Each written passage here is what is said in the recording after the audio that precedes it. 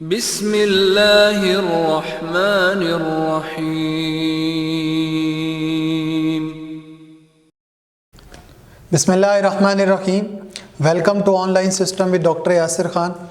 बेटा chapter number 12 को हम पढ़ रहे थे और चैप्टर नंबर 12 के अंदर हमने एनिमल्स को क्लासिफाई किया था on the base of mode of nutrition. आज जो टॉपिक है वो है डाइजेशन एंड अब्जॉर्प्शन का। ये जो टॉपिक है ना, इसमें से शॉर्ट आते हैं मोस्टली। कौन कौन से शॉर्ट है मैं साथ साथ आपको गाइड करूँगा। पहली बात है, जितने भी एनिमल्स हैं उन तमाम एनिमल्स की जो खुराक की रिक्वायरमेंट है ना, वो तकरीबन एक जैसी हैं। Requirement of the nutrients. अच्छा, उन रिक्वायरमेंट्स को मैं मेंशन करता हूं कि एनिमल्स को ना क्या क्या चाहिए। एनिमल्स को वाटर चाहिए, एनिमल्स को ऑक्सीजन चाहिए, एनिमल्स को ग्लूकोज चाहिए, एनिमल को फैटी एसिड्स चाहिए, एनिमल्स को अमाइनो एसिड्स चाहिए। अब आप देखें, इन तमाम चीज़ों में से सारी की सारी चीज़ें हमें एनवायरनमेंट के अंदर ना, नेचुरल एनवायरनमेंट के अंदर फ्री फॉर्म में नहीं मिल रही।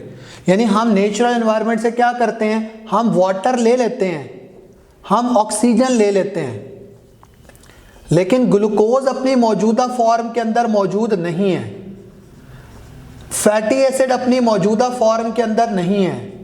ये किस फॉर्म के अंदर है? ग्लूकोज आपको मिलेगी आप जब स्टार्च ले रहे होंगे, आप स्टार्च खाएंगे, वहां से आपको ग्लूकोज मिलेगी। फैटी एसिड आपको किस शक्ल में मिल रहे हैं? इन the form of fat. Amino acid आपको किस शक्ल में मिल रहे हैं? इन the form of the protein. इसका मतलब है तमाम चीजें ना आपको नेचुरल एनवायरनमेंट के अंदर ना हर चीज इजीली अवेलेबल नहीं है कि हम कहें जी डायरेक्टली हम एनवायरनमेंट से ले लें। कुछ चीज़ें ऐसी हैं जो कॉम्प्लेक्स फॉर्म के अंदर मौजूद है। अच्छा, ये जो स्टार्च है, ये जो फैट है, ये जो प्रोटीन है, इसके अलावा आप देखो हमें मिनरल्स भी चाहिए, कुछ हमें वाइटामिन्स भी चाहिए। अच्छा, ये जो मिनरल्स हैं या वाइटामिन्स हैं, ये मुख्तलिफ मेटाबॉलिक रिएक्शंस के अंदर डायरेक्टली इन्वॉल्व हैं। जबकि स्टार्च जो आप खा रहे हो, फैट खा रहे हो, प्रोटीन खा रहे हो, इनके खाने का हमें तब तक फायदा नहीं है, क्योंकि ये सारी की सारी कॉम्प्लेक्स चीजें हैं ना, ये तब तक फायदा नहीं है जब तक इनकी ब्रेक डाउन ना हो। जब इनकी ब्रेक डाउन होगी, ये सिंपलर सब्सटेंसेस के अंदर कन्वर्ट होंगी। यानी स्टार्च किसके अंदर कन्वर्ट होगी? कार्बोहाइड्रेट के मोनोसेक्राइड यानी ग्लूकोज की फॉर्म के अंदर। फैट किसके अंदर कन्वर्ट होगी? फैटी एसिड की फॉर्म के अंदर। प्रोटीन किसके अंदर कन्वर्ट होगी? अमाइनो एसिड की फॉर्म के अंदर। फिर जाके ये ग्लूकोज है, फैटी एसिड है या अमाइनो एसिड है, ये किसी भी मेम्ब्रेन के अक्रॉस, सेल मेम्ब्रेन के अक्रॉस या तो सेल में पहुंचेंगे या फिर ब्लड स्ट्रीम के अंदर, हमारे ब्लड के अंदर पहुंचेंगे और वहां से फिर इनकी यूटिलाइजेशन होगी। इसका मतलब ये है कि हम जो खुराक खा रहे हैं वो in the form of starch है, in the form of protein है, in the form of fat है, उसकी जब तक ब्रेक डाउन ना हो तब तक हमें उसका फायदा नहीं है। एंजाइम्स की मदद से उनकी ब्रेक डाउन होती है, वो सिंपलर सब्सटेंसेस में कन्वर्ट होती हैं, फिर उनकी एब्जॉर्प्शन होती है, फिर कहीं जाके आप देखते हैं उनकी एसिमिलेशन चल रही होती है, उनकी यूटिलाइजेशन चल रही होती है। अच्छा, एनिमल्स के अंदर जो मेथड ऑफ न्यूट्रिशन पाया जाता है, हम उसे कहते हैं कि होलोजोइक न्यूट्रिशन है। Holozoic nutrition. तो अक्सर शॉर्ट आता है, what is the holozoic nutrition? Holozoic nutrition एक ऐसी न्यूट्रिशन है जिसके आपको ना कुछ स्टेप्स मिलते हैं। कौन कौन से स्टेप हैं? होलोजोइक न्यूट्रिशन के अंदर नंबर 1 खुराक की इंजेशन है। फूड को हम सबसे पहले क्या करते हैं? इंजेस्ट करते हैं। एनिमल्स के अंदर बेटा जो होलोजोइक न्यूट्रिशन पाई जाती है उसमें एक है इंजेशन। नंबर 2 स्टेप है डाइजेशन।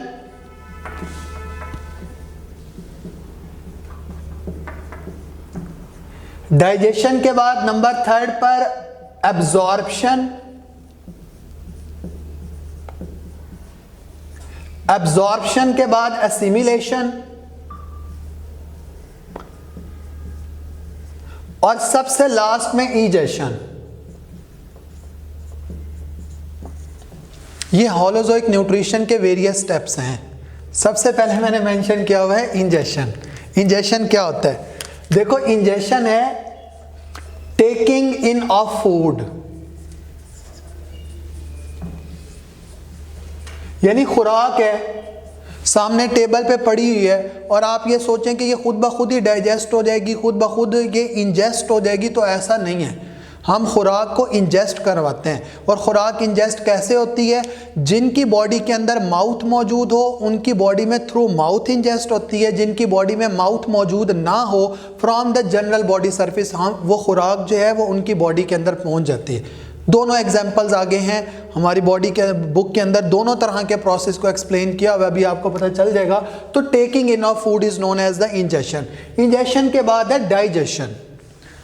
डाइजेशन ना दो तरह की होती है, यानी डाइजेशन क्या होता है? Break down of complex substances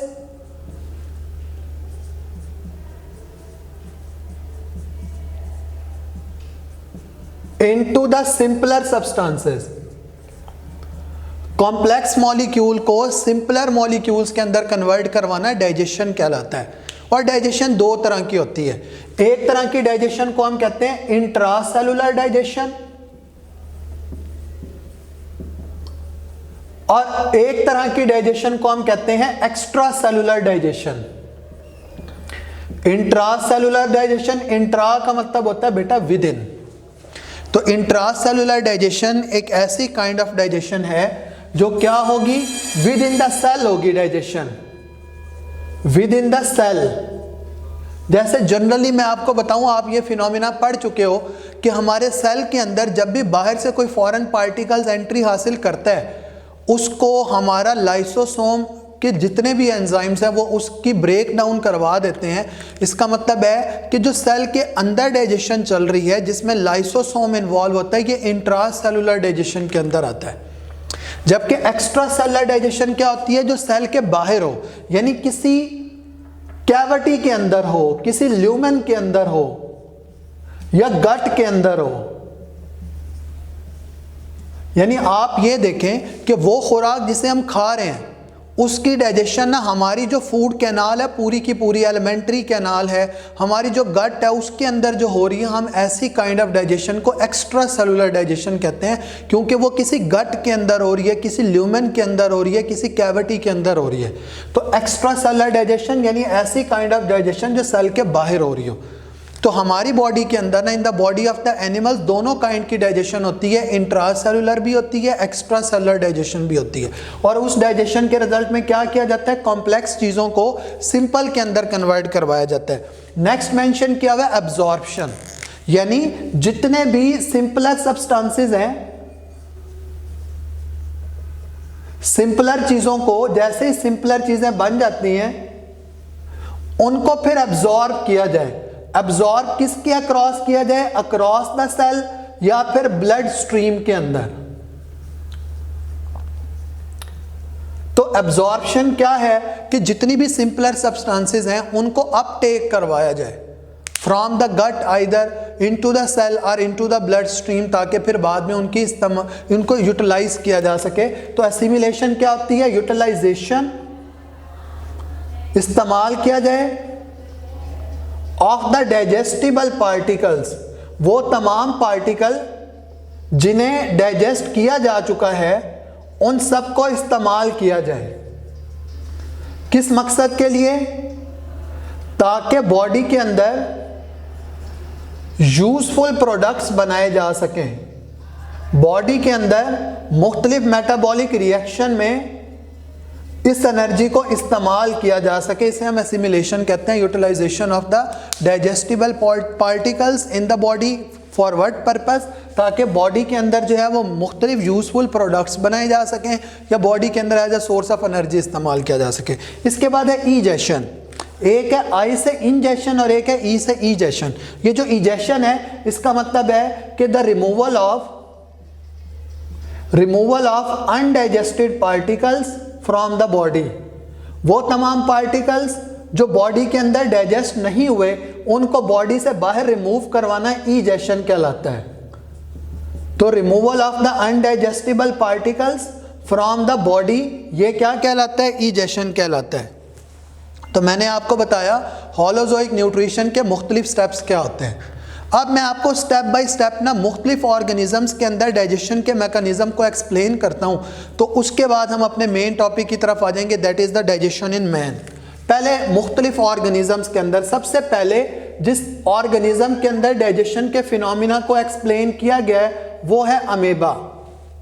आपने चैप्टर नंबर 7 पढ़ा, आपने अमेबा को पढ़ा कि ये इंक्लूडेड है किसके अंदर? प्रोटोजोआ के अंदर। अमेबा एक एक्वाटिक ऑर्गेनिज्म है और ये कहां पे रहता है? आपने इसके बारे में पढ़ा कि ये फ्रेश वाटर पॉन्ड्स के अंदर रहता है या लेक्स के अंदर रहता है। ये जो अमेबा है, पूरा नाम अमेबा प्रोटियस। अच्छा, ये जो अमेबा है ये क्या करता है? ये छोटे छोटे पार्टिकल्स को, जितने भी टाइनी ऑर्गेनिजम्स हैं उनको इनगल्फ करता है, वो जो एक्वाटिक ऑर्गेनिजम्स हैं उनको। अच्छा, मैं आपको बता रहा था ना कि खुराक ने बॉडी के अंदर जाना होता है या तो जनरल बॉडी सरफेस से या फिर थ्रू माउथ। अमेबा की जो बॉडी होती है आप ऑलरेडी पढ़ चुके हो कि इसकी कोई ना डेफिनेट शेप नहीं होती। It doesn't have a definite shape, कोई डेफिनेट शेप नहीं है। अमेबा की बॉडी से जो फूड है वो जनरल बॉडी सरफेस से किसी भी जगह से अंदर इंटर हो सकती है। तो वो जो फूड है वो अमेबा की बॉडी से जनरल बॉडी सरफेस से कैसे अंदर इंटर होती है? तो जैसे ही कोई फूड पार्टिकल अमेबा की बॉडी के साथ इन कांटेक्ट आता है तो ये अपने सूडोपोडिया, आपने पढ़ा था कि साइटोप्लाज्मिक प्रोजेक्शंस को हम सूडोपोडिया कहते हैं। यानी अमेबा ने जिस तरफ अपनी बॉडी को ड्रॉ करना होता है या जिस तरफ फूड पार्टिकल्स मौजूद होते हैं, अपनी पूरी बॉडी का साइटोप्लाज्म उस तरफ को शिफ्ट करवा देता है, जिसकी वजह से फॉल्स फीट लाइक स्ट्रक्चर बन जाता है, जिसे हम सूडोपोडिया कहते हैं। सूडो का मतलब फॉल्स और पोडिया का मतलब फीट। इसका मतलब है फूड पार्टिकल इस तरफ को है तो अमेबा अपनी बॉडी को आहिस्ता आहिस्ता ना इस तरफ को ड्रॉ करना शुरू कर देगा। ऐसे अमेबा अपनी बॉडी को इस तरफ को ड्रॉ करना शुरू कर देगा क्योंकि सारे का सारा साइटोप्लाज्म जो है वो इस तरफ को शिफ्ट होना शुरू हो गया और आहिस्ता आहिस्ता इसको अपनी बॉडी के अंदर सूडोपोडिया की मदद से जब सराउंड करता है तो वो फूड पार्टिकल इसकी बॉडी के अंदर आ जाता है। अच्छा, जैसे ही फूड पार्टिकल ना इसकी बॉडी के अंदर आता है तो उसके अंदर ना सेवरल चेंजेस होती हैं और वो सेवरल चेंजेस आपको कैसे मिलेंगी? मैं आपको इधर डायग्राम बना के बताता हूं कि सेवरल चेंजेस आपको उस अमेबा की बॉडी के अंदर ना कैसे नजर आएंगी। देखो, वो फूड पार्टिकल जो अमेबा की बॉडी के अंदर जाएगा वो फूड पार्टिकल ना काफी सारी चेंजेस को ऑब्जर्व करता है कि वो फूड पार्टिकल जो अमेबा की बॉडी के अंदर आ गया है वो फूड वैक्यूल बन जाएगा और इस फूड वैक्यूल के अंदर सेवरल चेंजेस होंगी। कैसे चेंजेस होंगी कि ये जो फूड वैक्यूल होता है इसका साइज पहले स्मॉलर होता है, फिर लार्ज होगा, दोबारा इसका साइज स्मॉल हो जाएगा। It means that food vacuole as it gains entry into the body of the amoeba, it undergoes the several changes. Its size first becomes smaller due to the loss of water, then larger किस वजह से होता है अभी आपको mechanism में समझ आएगा, and then again becomes smaller. Clear? तो ये फूड वैक्यूल है जो अमेबा की बॉडी के अंदर ना एंट्री हासिल कर चुका है। ये जो फूड वैक्यूल होता है अमेबा की बॉडी के अंदर ऑर्गेनेली मौजूद है, एनिमल्स की बॉडी के अंदर होती है, हम उस ऑर्गेनेली को लाइसोसोम का नाम देते हैं। जैसे ही इस फूड वैक्यूल को लाइसोसोम के एंजाइम सराउंड करेंगे which has the hydrolytic enzyme, वो सारे के सारे एंजाइम क्या करेंगे? उसको सराउंड कर लेंगे। इसका मतलब है पहले अगर साइज छोटा था तो जैसे उनको लाइसोसोम के एंजाइम सराउंड करेंगे तो आहिस्ता आहिस्ता क्या होगा? साइज बड़ा हो जाएगा। तो हाइड्रोलिटिक एंजाइम्स हैं which actually release from the lysosome and these enzymes are involve in the break down of that food particle जो फूड वैक्यूल की शक्ल के अंदर आ चुका है। अच्छा, ये जो हाइड्रोलिटिक एंजाइम्स होते हैं ये क्या करते हैं? ये डाइजेशन को स्टार्ट करवाते हैं इन द एसिडिक मीडियम, यानी डाइजेशन की जो पहली फेज है शुरू होनी है वो एसिडिक पीएच पे होनी है, दैट इज द 5.6। लेकिन डाइजेशन ने मुकम्मल होना है अल्कलाइन मीडियम के अंदर, and the digestion is completed in the 7.3। शुरू कहाँ पे होगी? एसिडिक पीएच के ऊपर, दैट इज द 5.6, और कंप्लीट कहाँ पे होगी? अल्कलाइन पीएच के ऊपर, दैट इज द 7.3। अच्छा, ये जो हाइड्रोलिटिक एंजाइम्स हैं लाइसोसोम के, जैसे ही इस फूड वैक्यूल की ब्रेक डाउन करवा देंगे, यानी कॉम्प्लेक्स पार्टिकल को तोड़ के आहिस्ता आहिस्ता सिंपल के अंदर कन्वर्ट करवाएंगे। देखो, सम टाइम फूड वैक्यूल छोटा भी हो सकता है अगर कोई छोटा ऑर्गेनिज्म हो, बाज औकात वो बड़ा भी हो सकता है अगर अमेबा किसी बड़े ऑर्गेनिज्म को खा ले। तो जैसे ही ब्रेक डाउन होगी तो फिर क्या होगा? वहां से फाइन रेडिएटिंग कैनाल्स निकलना शुरू हो जाएंगी, फाइन रेडिएटिंग कैनाल्स। और इन फाइन रेडिएटिंग कैनाल्स का काम क्या होता है? Through out the body of the amoeba जितने भी डाइजेस्टिबल पार्टिकल्स होते हैं, इन रेडिएटिंग कैनाल्स की मदद से पूरी अमेबा की बॉडी के अंदर या पूरे उसके साइटोप्लाज्म के अंदर वो तमाम डाइजेस्टिबल पार्टिकल्स पहुंचते हैं। यानी पहला काम हो गया, जो आपने स्टेप पढ़ा था वो क्या था? खुराक को इंजेस्ट करना। कैसे हुई? From the general body surface के सूडोपोडिया ने सराउंड किया। इंजेक्शन के बाद क्या था? डाइजेशन। किसकी मदद से हो रही है? हाइड्रोलिटिक एंजाइम्स है, वो जो लाइसोसोम से आ रहे हैं, वो क्या करेंगे? इन तमाम फूड कॉम्प्लेक्स पार्टिकल्स को सिंपल के अंदर कन्वर्ट करवा देंगे। उसके बाद क्या हो रही है? एब्जॉर्प्शन। एब्जॉर्प्शन कैसे हो रही है? कि फाइन रेडिएटिंग कैनाल है, उनकी मदद से ना पूरी अमेबा की बॉडी के अंदर ना वो खुराक पहुंच रही है। और फिर यही जो डाइजेस्टिबल पार्टिकल्स पहुंचेंगे, ये क्या होंगे? अमेबा की बॉडी के अंदर इस्तेमाल होंगे मुख्तलिफ मेटाबॉलिक रिएक्शंस के अंदर। अच्छा, इन फाइन रेडिएटिंग कैनाल्स की मदद से खुराक through out the body of the amoeba पहुंच गई है। उसके बाद क्या होगा? कुछ ऐसे पार्टिकल्स भी तो होंगे ना जिनकी डाइजेशन नहीं होगी।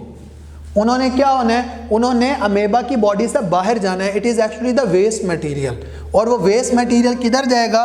कि बाहर सारा पानी है, क्योंकि अमेबा एक एक्वाटिक ऑर्गेनिज्म है। तो ये जो वेस्ट मटेरियल है वो इसकी जनरल बॉडी सरफेस से बाहर चला जाएगा। हम इसे क्या कहेंगे? हम इसे कहेंगे ये ईजेशन है।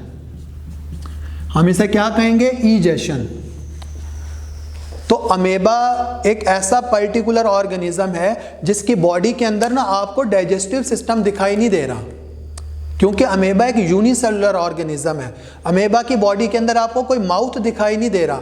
अमेबा की बॉडी के अंदर जो डाइजेशन चल रही है, क्योंकि उसकी बॉडी एक सेल पर मुश्तमिल है, सेल के अंदर डाइजेशन चल रही है, तो हम इस डाइजेशन को क्या कहेंगे? हम इसको इंट्रासेलुलर डाइजेशन कहेंगे, सेल के अंदर की डाइजेशन। तो पहले वो फूड पार्टिकल सेल के अंदर आया, फूड वैक्यूल की शक्ल में ट्रांसफॉर्म हुआ, उस फूड वैक्यूल के अंदर चेंजेस हुई, उसका साइज छोटा हुआ, फिर बड़ा हुआ, फिर दोबारा छोटा हो गया। फिर उसी फूड वैक्यूल के साथ लाइसोसोम के हाइड्रोलिटिक एंजाइम्स ने जाके सराउंड किया, उसकी ब्रेक डाउन करवाई, फाइन रेडिएटिंग कैनाल बनी, जिसकी मदद से पूरी अमेबा की बॉडी के अंदर डाइजेस्टिबल पार्टिकल्स डिस्ट्रीब्यूट हो गए। फिर उनको क्या किया गया? एब्जॉर्ब भी किया गया, एसिमिलेट भी किया गया। जितना अनडाइजेस्टेड मटेरियल था उसको अमेबा की जनरल बॉडी सरफेस से बॉडी के बाहर निकाल दिया गया।